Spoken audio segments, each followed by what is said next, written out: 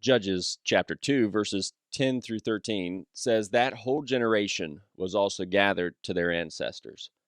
After them, another generation rose up who did not know the Lord or the works he had done for Israel. The Israelites did what was evil in the Lord's sight. They worshiped the Baals and abandoned the Lord, the God of their ancestors, who had brought them out of Egypt. They followed other gods from the surrounding peoples and bowed down to them. They angered the Lord, for they abandoned him and worshipped Baal and the Ashtoreths. The Israelites had worshiped and served Jehovah God throughout the life of Joshua when Joshua led them into the land of Canaan. However, Joshua died, and the elders of Israel who also worshiped Jehovah died. And the next generation did not know Jehovah God. Their eyes had not seen all the things God had done for them in Egypt and through the wilderness. Now, living in the land of Canaan, this generation did what was evil in Jehovah's sight. Rather than being his people, they abandoned him by following the gods of the people in the land.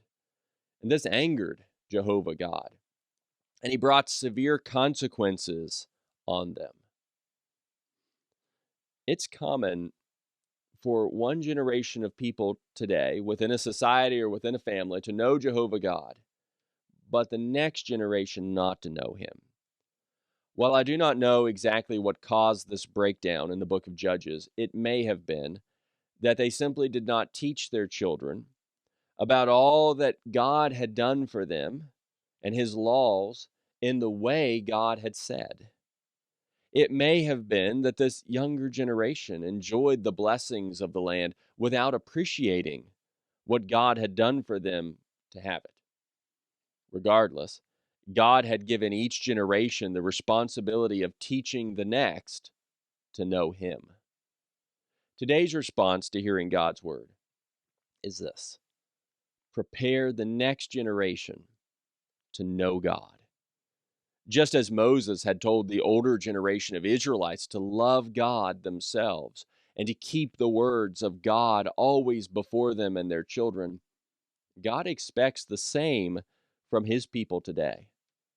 Rather than just being focused on your own personal obedience, your own personal worship, and your own personal service to God, it's your responsibility to care about the faith of the next generation and to do what you can to impact them to choose to worship Jehovah themselves.